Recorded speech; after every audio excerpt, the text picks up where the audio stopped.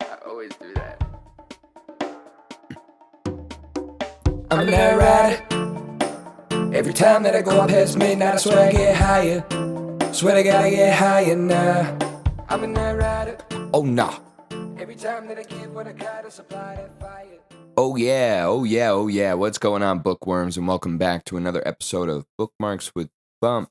I'm your host, Bump, Sean Patrick Cote, the 8-year sober National Academy of Sports Medicine certified personal trainer, State of Connecticut Department of Labor certified tradesman, jack of all trades and a master of none, with plenty of knowledge to expound upon the bookmarks in the title. The title, Bookmarks with Bump. What are bookmarks? Well, I'll tell you what bookmarks are. Bookmarks, for me, are a compilation of the greatest threads that I've found scrolling through Twitter, thinking to myself, one day, I'm going to sit down and read this. Never really finding time to dedicate time to sitting down and scrolling through my phone, however. I lead a very busy life with all the things that I listed before and many more that you'll hear on a week-to-week basis. But I digress. The bookmarks, they're threads or tweets, set in a line, bang, bang, bang. They're supposed to tell you a story or teach you things along the same ilk. Nonetheless, I gather them, I don't read them. I figured I have the time to read them to you all. So I share these tweets and I share my expertise in all of the fields. And I just keep it moving from there. We started from the bottom a couple of weeks ago. We're working our way up. I mean, we're talking about a lot of the same stuff. Last week we talked about golf.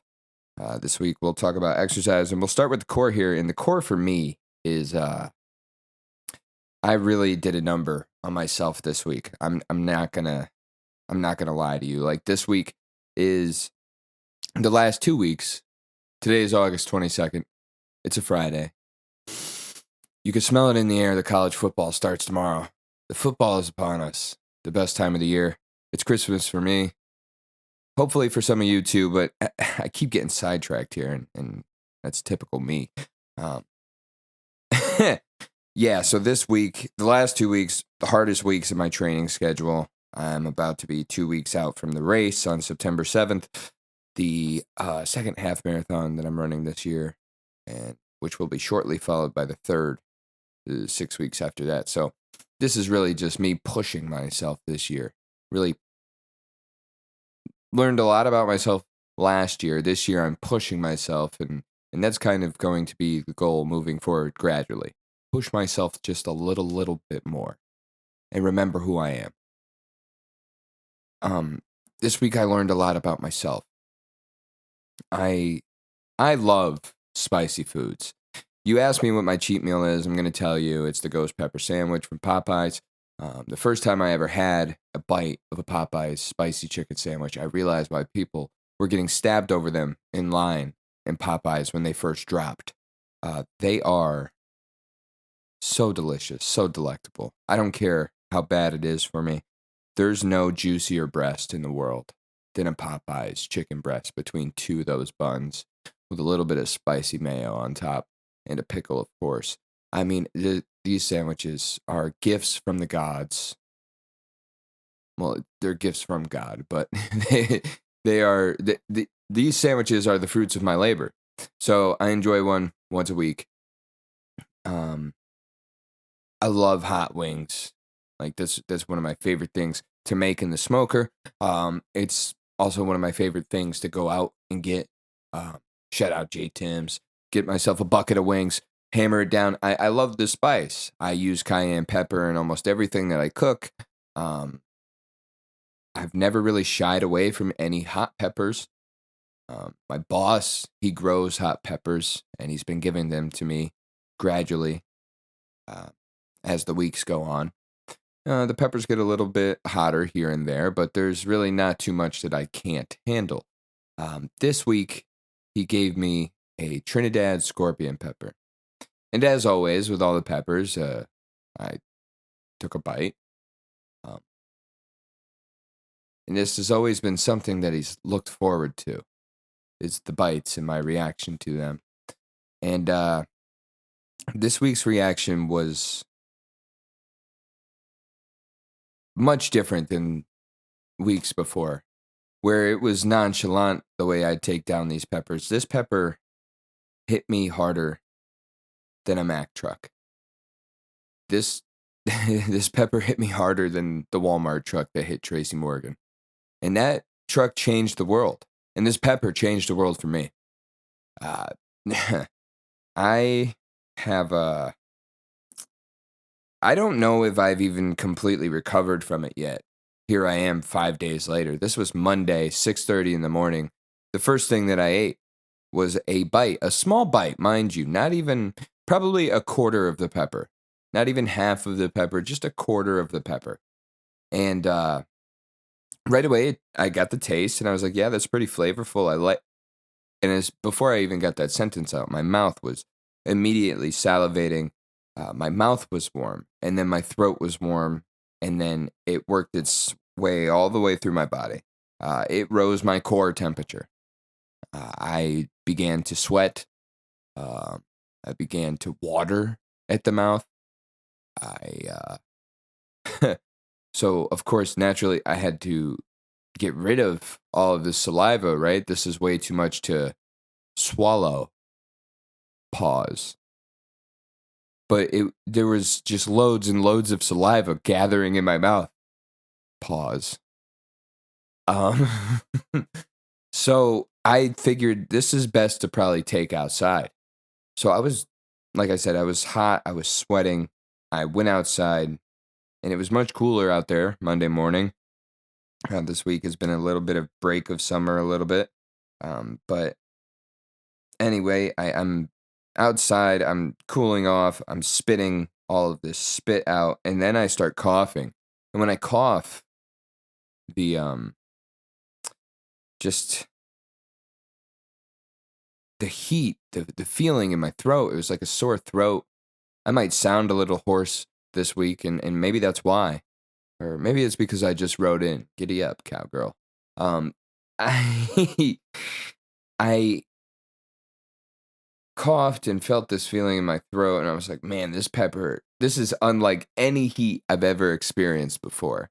You know, I've had the hottest wings at Buffalo Wild Wings, I've had the hottest wings at Hooters, and it's not like I'm laughing at them. Like, they've made me sweat before. But I've never had this reaction, this feeling in the throat of this burning sensation, the heartburn right away. My stomach was just so pissed off at me for why would this be the first thing that you introduced to me this morning? Why are you ruining us? And it reacted to me. I mean, and I reacted to it. I began dry heaving shortly after, and I've never really dry heaved before when it comes to the regurgitation that may happen in a day-to-day basis. Not day-to-day. I don't regurgitate every day. That sounds crazy. But no, you know what I mean. The vomiting that I've ever done in my life, which is not my favorite thing to do. Like, I could sit here as a man and tell you the most vulnerable I ever feel is when I'm throwing up. And you just feel like less than yourself when you're throwing up. But I've never dry heaved before in the process. And I dry heaved a little bit, and then I burped after I dry heaved. And when I burped, I tasted the heat and the spice and the taste of the pepper. And immediately I threw up. And what I threw up was just like a loogie. It wasn't even bile or food from yesterday. It was just spit. I just threw up this massive bunch of spit. And yeah, the effect it took on my stomach for the next 6.5 hours, I didn't feel normal until about 1:30. It felt like a wet rag getting wrung out in my tummy. And anytime I moved, it would just fight me. And I wanted to make my way to the cafeteria to get like a bagel or some milk or something to settle my stomach. And I couldn't even make it halfway. You know, I had to stop and take a pit stop. And my stomach wouldn't settle until I stopped moving for a little bit. It was such a weird sensation. But anytime I would start moving, my stomach was just in knots. But I felt better by the time by the end of the workday. And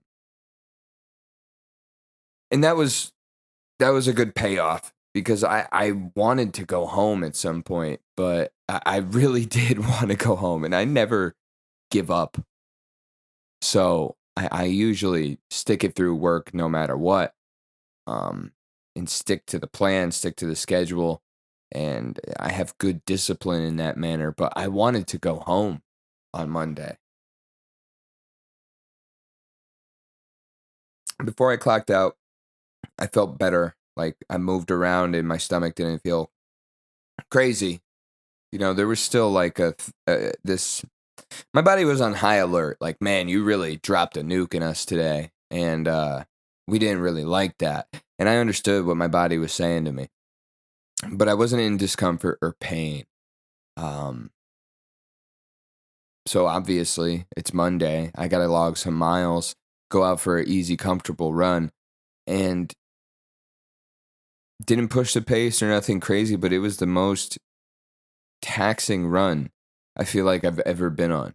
Felt like my stomach went in between my lungs. It was kind of somewhat difficult to breathe. There was probably a ton of inflation through like my digestive system, and even like my throat, probably my esophagus, and my stomach probably was inflamed as well, because of the feeling of pressure I felt in my lungs when I began to breathe. And then Tuesday I had some mile repeats to run at a 10K pace, which isn't like anything crazy, but still a little bit more taxing than your usual easy run. And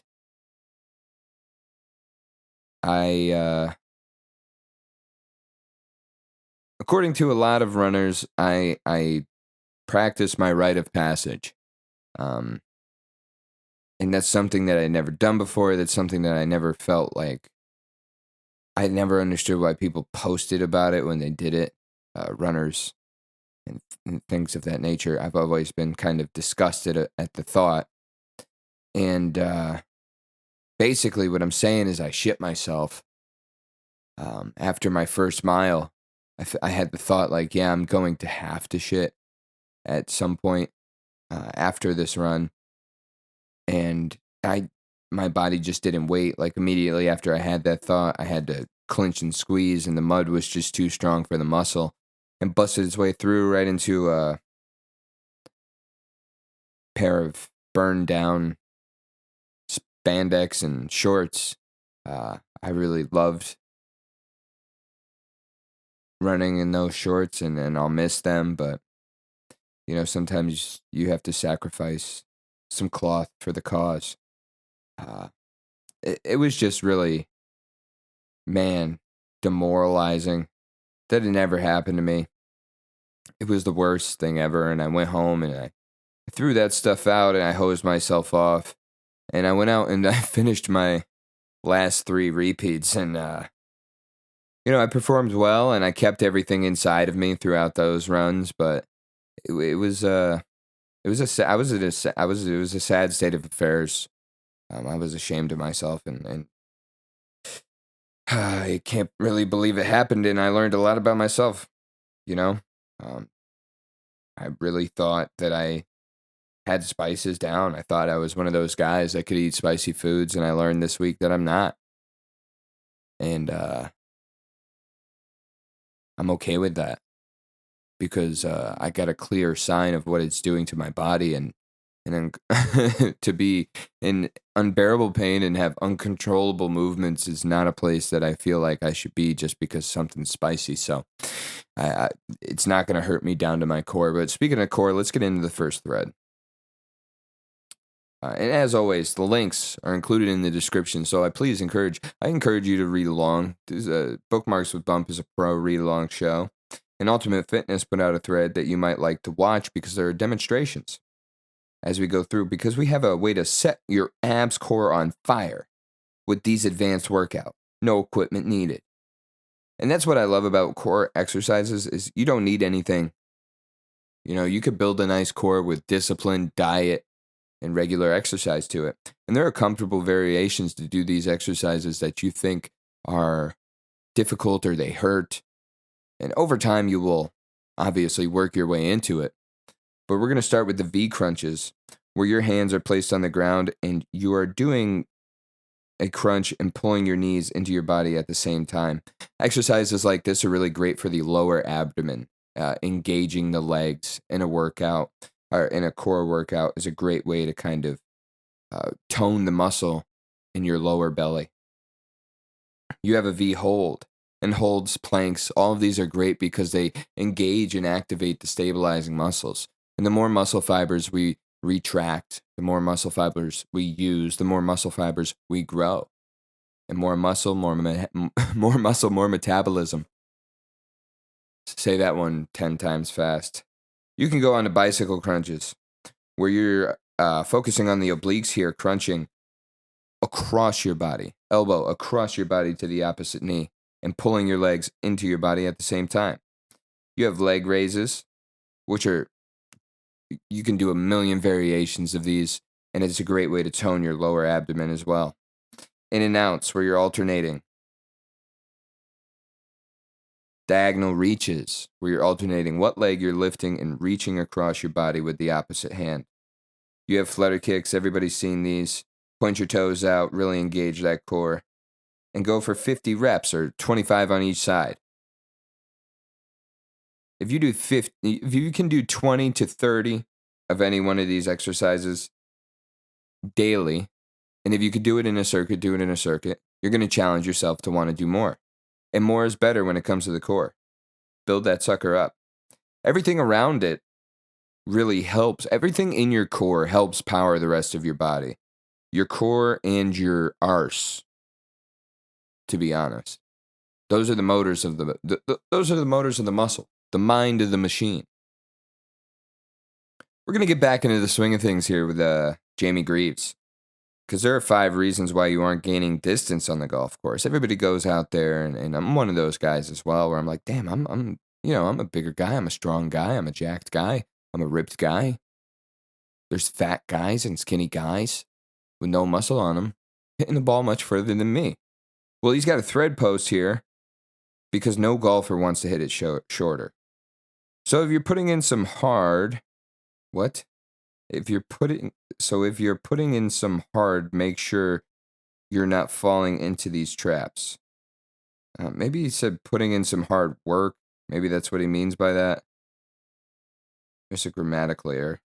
Mr. Greaves, you got a grammatical error, but anyway, there's too much mobility work because mobility is important, but it's not a case of more and more being better. Golfers don't need to be gymnasts. In fact, mobility doesn't correlate much to swing speed in the research, which surprises many golfers. If you're very limited and it's costing you swing length, a contributor to club head speed, then spending a bit of time addressing these limitations is certainly helpful. But for most people, this shouldn't make up the majority of their program. You have to have some strength training in there, and that's what he's going to talk about here. Jamie Greaves will go on to say, number 2 is too many reps. When it comes to correlations, the club head speed max strength comes out pretty high, especially moves such as squats and deadlifts. Therefore, your fitness work needs to be more load-based than reps in general. Keeping your strength work in a challenging 3 to 8 rep work for 2 to 4 sets would be a great starting point for many. Focus on your compound movements, your bench, deadlift, squat, overhead press. Keep your shoulders strong, your core strong, your chest strong, and your legs strong. 3, a lack of power moves. It's not just enough to be strong, you need to be able to produce force quickly too. You only get around half a second to 7/10 of a second to generate force in the swing, and so you need moves that challenge you to move quickly too. Various jumps, med ball throws, sprinting, Olympic lift variations, etc., can all be used here as moving lighter loads way more quickly on standard gym exercises. Wow, I really don't know what I said there.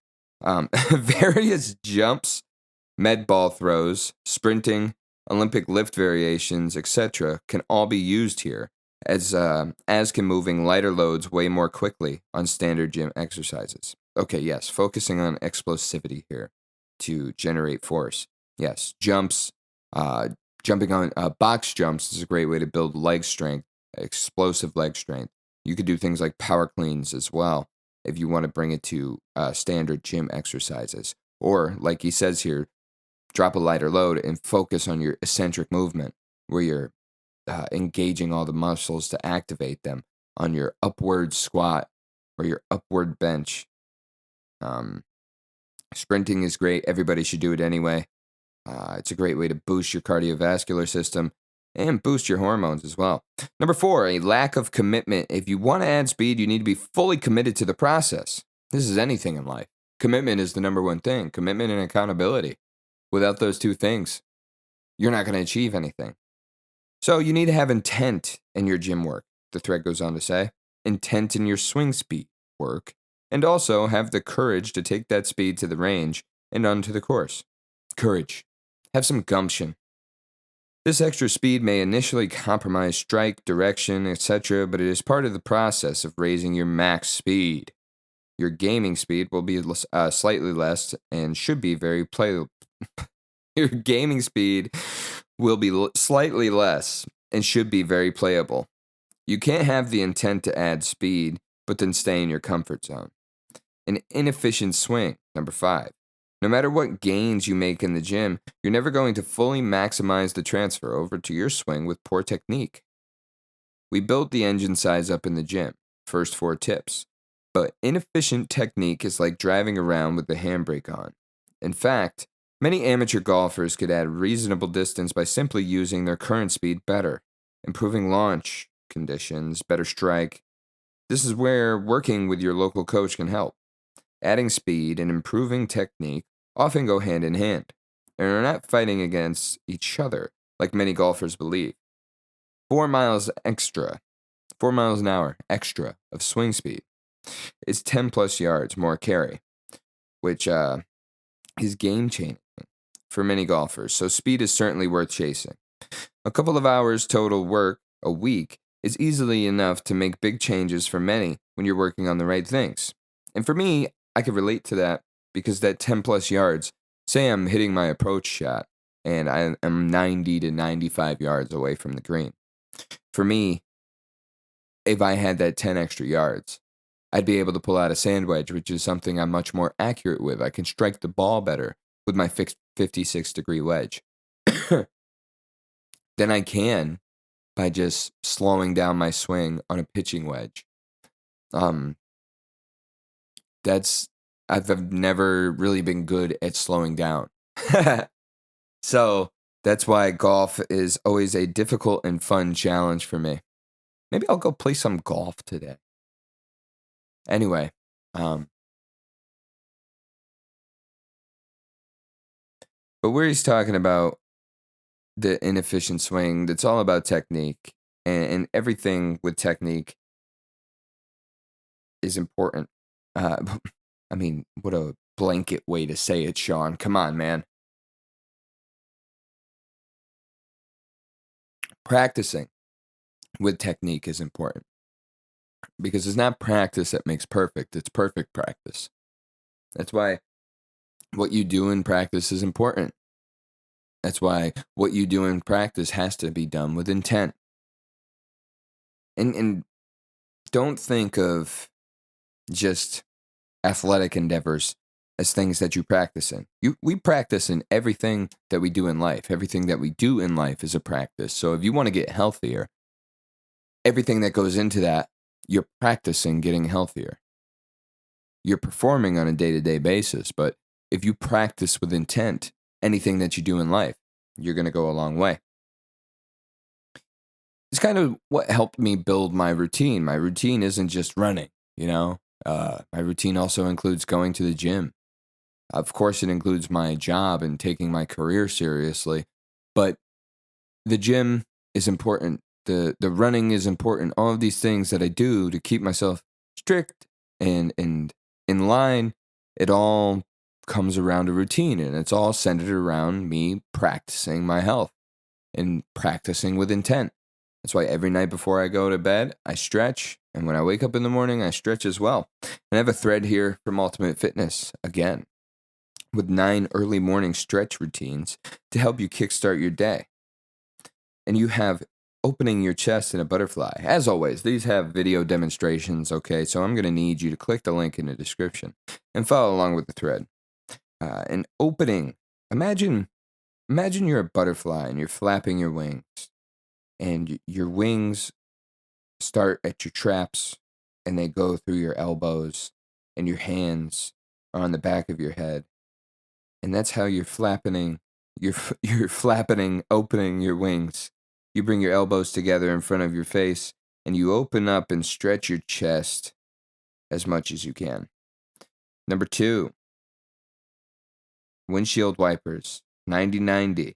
You want to sit on your bum and swing your legs from side to side, leaving your legs at a 90-degree angle and opening up the hips and core.